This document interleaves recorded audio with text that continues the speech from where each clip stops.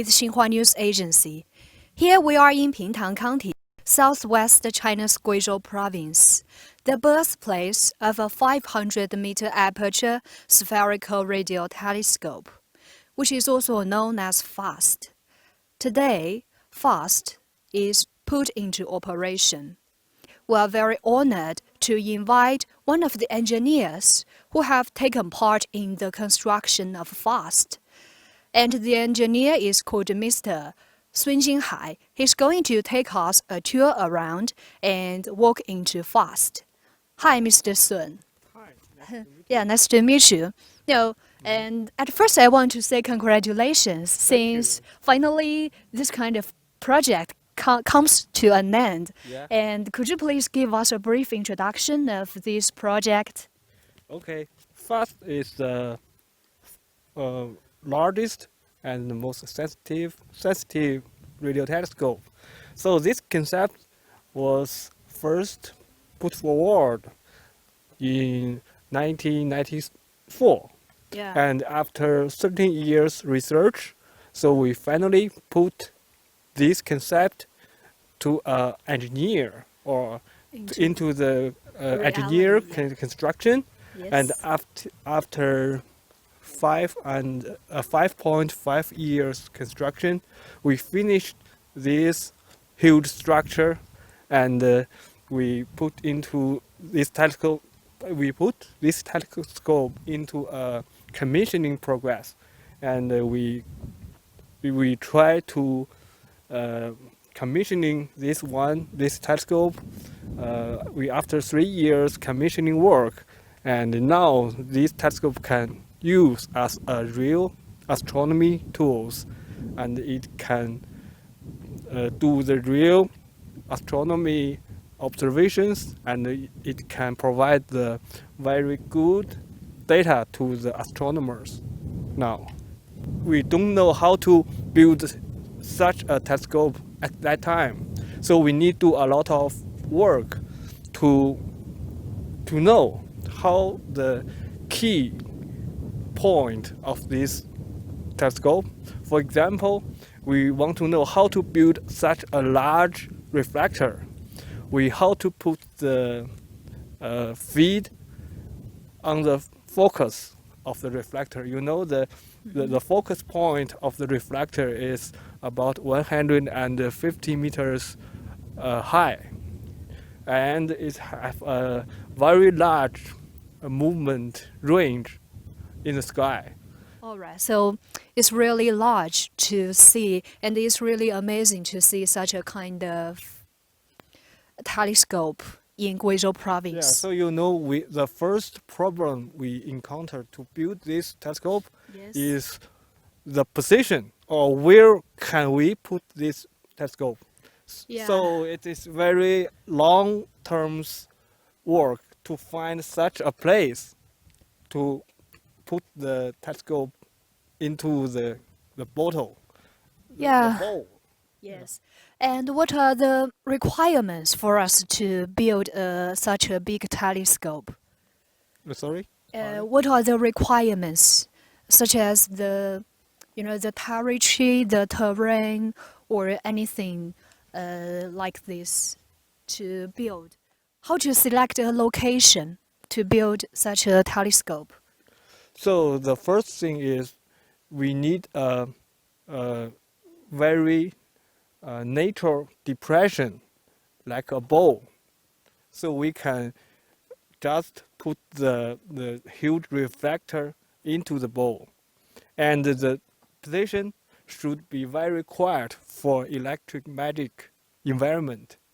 So so the telescope will not be influenced by the disturbance. Yeah, by external environment. Yeah. So, according to what I know, that along the 5-kilometer radius, the signal was blocked. Yes.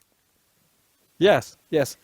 The signals outside the telescope is blocked by the mountains, and we have a lot of measures to deprive the the signal from the human life from the around of the telescope.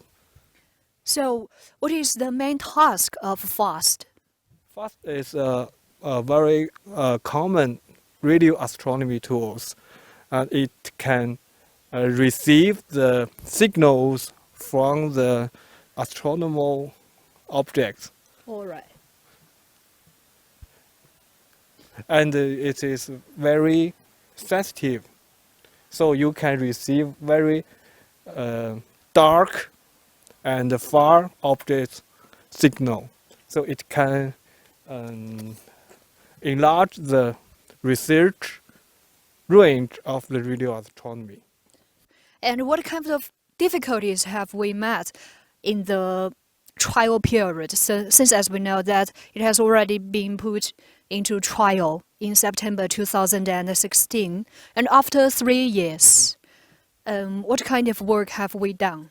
So you know, in the end of the 2017, no, 2016, 2016, 2016. 2016, Yes. the construction works was finished.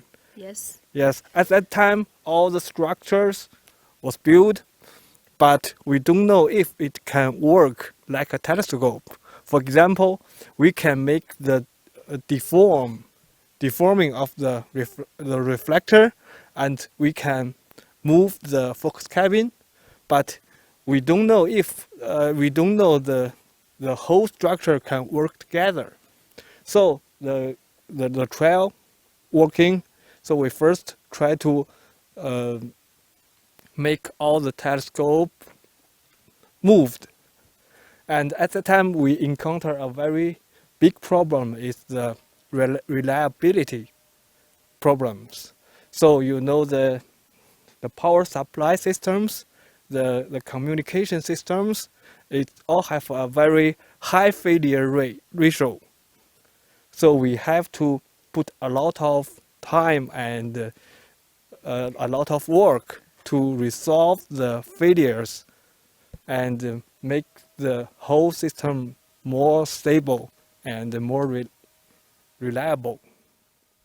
When you walk on the telescope, you can Yes. feel the real size of these tools. Yes, and now we're going to walk into the telescope. And how do we call this kind of path along the telescope? So this structure, we call this ring graders. Yes. And this is the main structure to support the reflector. So you can see the huge reflector, it is not supported uh, uh, from the ground, but it is suspended by this grader, ring grader. Okay, now and I'm in the telescope. I can see that there are so many panels Yeah. which constitute the telescope, and how many reflectors are there? It is almost 4,450 triangular panels. After we fix the reliability problems, Yes. we put our um, main attention on the control and management of the telescope. So we try to make the telescope movement more precision. Precise, you mean? Yeah, Yes. precise, and we want to point the telescope to the sky more accurately. Accurate. Accurately, and we want to make the telescope can work in very different modes in astronomy. For example, we can use the telescope to tracking a target, or we can use this telescope to scan a area in the sky. So, how many pulses it has already found after it was put into trial? There is not there is no very Accurate accurate data. number. Yeah. Yes. As far as we know, we have found more than 102 pulsars. You know, a lot of new pulsars. We know we found it, but these works are not published to the publics. Okay, so now that there are we can say over 102 Yeah. pulses we have already found, and China has already made a breakthrough in this kind of field. This is a crane to lift the reflector panels. So this structure was built during the construction periods, and we use these tools to first to uh, to to put all the triangular panels on its right position, and now we use these tools to maintain the panels. So if the panels have some problems, if somebody need to go down to fix, To inspect, to fix yeah. some problems Mhm. in Yeah, those yeah. panels, we can use this Yes, kind of we can also equipment. use this equipment. So you can see the panels below. Yes. We have mounted these panels more than 3 years, and you Yes. can see some dust, some dirty part of the panels, but we really don't care about that because the the the the the, the dirty part can do not have any influence of the signal receiving, and we don't the panel was made of aluminums, and it cannot be influenced by this environment change. But we also need to do is about the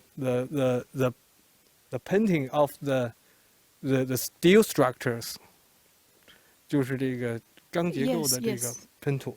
So we need to put a lot of time, for example, 1 year or 2 years to repaint all the steel structures. This is a very huge maintenance works.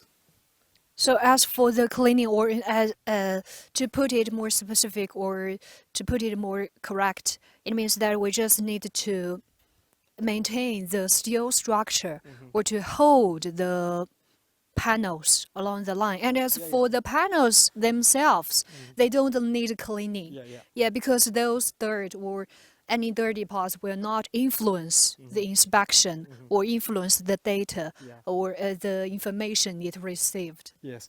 Okay. And after it puts into operation, what kind of work or what kind of achievements it can make to scientific research or to any other fields? So this telescope gave the astronomers a very powerful equipment. It's a very powerful telescope that astronomers can use this telescope to find more things in the universe, and all the new discoveries are unknown now.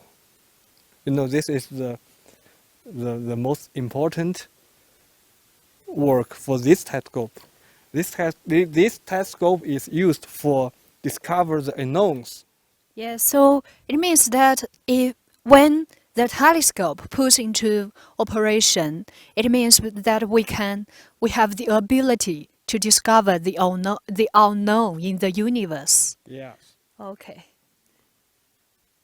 And as we know, this kind of a telescope also serves as an important tool for us in education or in science education for the later generation.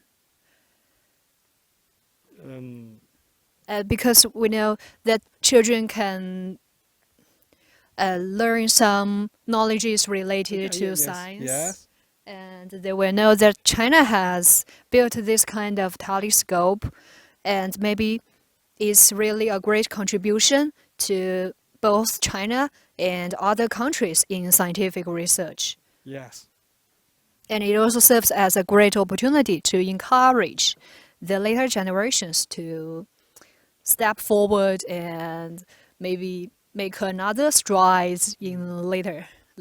yes.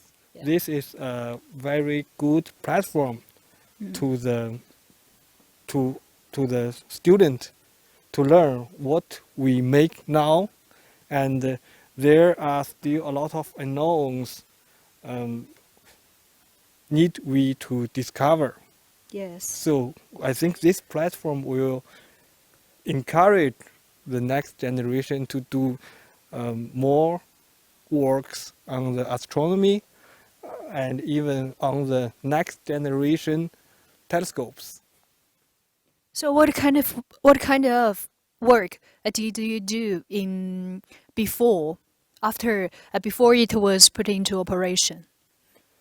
My first works is about the design of the feed support system. For example, you see the 6 towers, the cables, Yeah. and the focus cabin, Yes. and some other works like the lightning protection of the telescope and the electromagnetic protection of the telescope. And the most important work I do in the commissioning progress is the control it's the adjustment of the control system to make the telescope can work well. So how to explain the control system to make the telescope work well? So first thing we need to do is to uh, deform the reflector accurately, and at the same time we need to put the focus cabin on the right position on the sky. It is really hard to do because it need a very uh, high precision. You know the control arrows of the reflector is about 5 millimeters. Just 5 millimeters. Yes, Okay. and the accuracy of the focus cabin position is about 10 millimeters. All right. So it has a high requirement for precision. Yeah. It must be very accurate. Yes. And over there is that thing is called the feed cabin. Yes, the most important part of Yes. this kind of telescope. Mhm.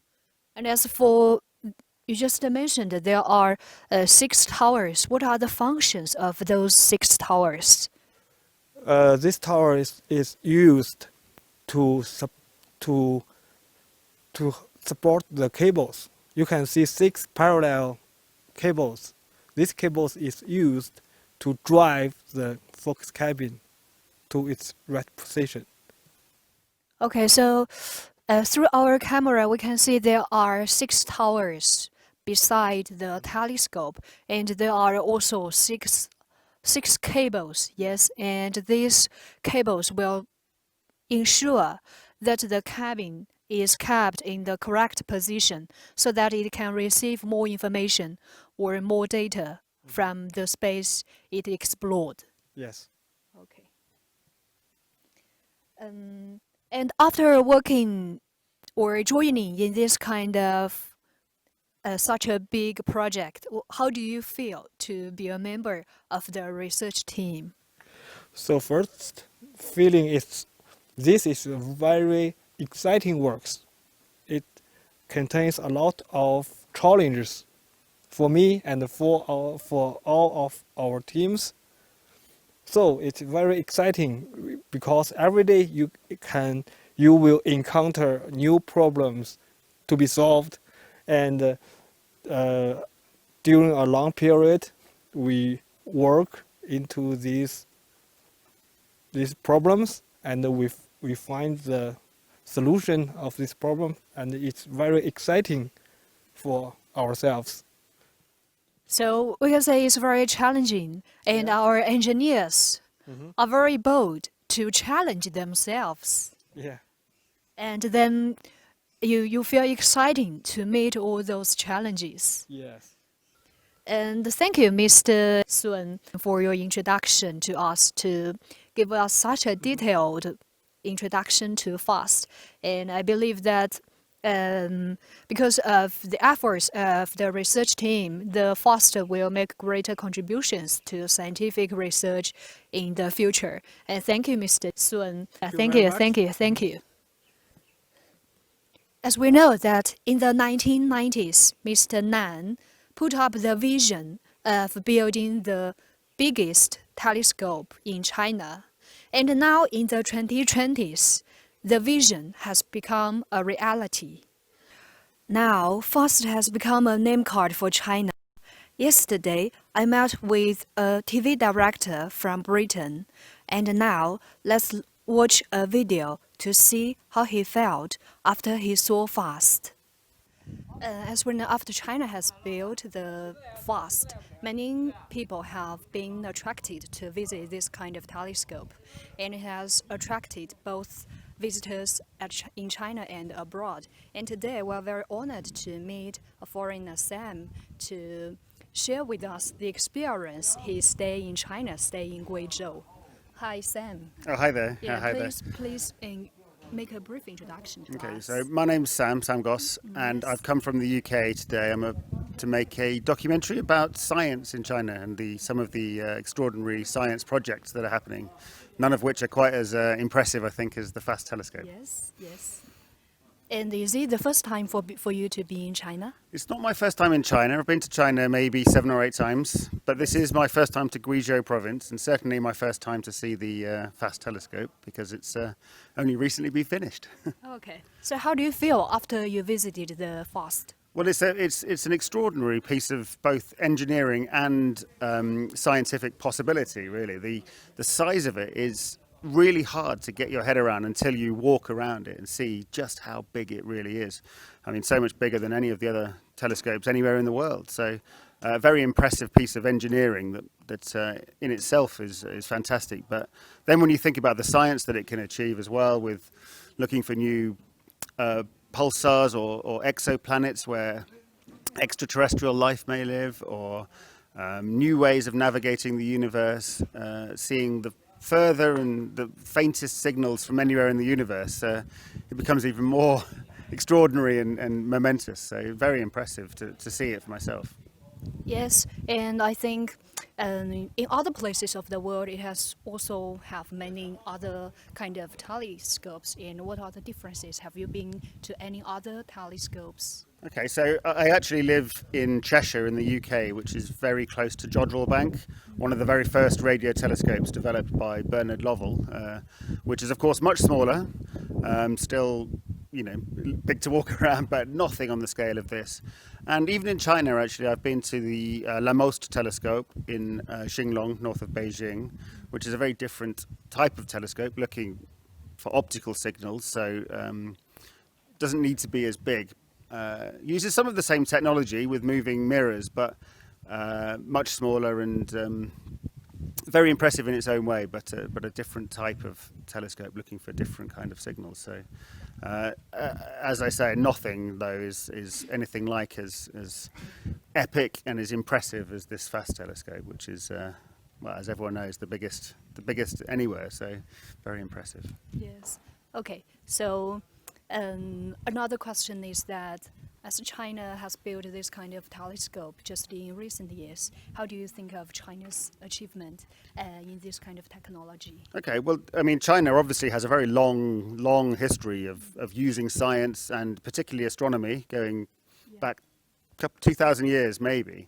But of course, within the last century, I suppose China has concentrated more on manufacturing and these kind of things. So to see these kind of see China putting science again at the center of its life is a very warming thing for the world, really, because I'm a big believer in science. I think science is great for improving the welfare of everybody and our understanding of the world. And so the fact that China now is concentrating on these kind of projects is, I think, got to be a good thing for everyone. Yes, I think China's technology will benefit people all over the world. Yeah, I hope so. Yeah, if international cooperation continues, and I've seen plenty of that in China too, then good. That'd be a good thing, I think, for the world. Yes, yes. So, this gentleman is called Nan Rendong. Yes, the Professor Nan. Yeah, Professor Nan, the builder of the telescope, the FAST. And do you know the builder, Mr. Nan? I've well, of course, in my research about the telescope, came across the Professor Nan, and recognised his statue straight away. I sadly never had enough time to meet him before he died, but of course, I think from everything I can understand, it was pretty much his vision and drive that got the whole thing built. So he deserves his statue, I think. Yes, as we know that Mr. Nan just devoted 22 years to build this kind of telescope, and because of his vision, just as you mentioned, and because of his efforts with his team, so that today we can enjoy this kind of vision and enjoy the achievement of his great vision. I agree. I think science relies on great individuals as well as great collaborative efforts, and his vision, as you say, I think is key to making this all happen. So. Yes. And all over the world, so many scientists are devoted to scientific research, and they just tried everything and made great efforts to the scientific research in the world. Yeah. Okay. Wouldn't happen without them, would it? No. Yes, exactly. I think after the operation of this kind of project, more scientific research will be brought to the world and to China. And that's all for today's broadcast. Thanks for your listening.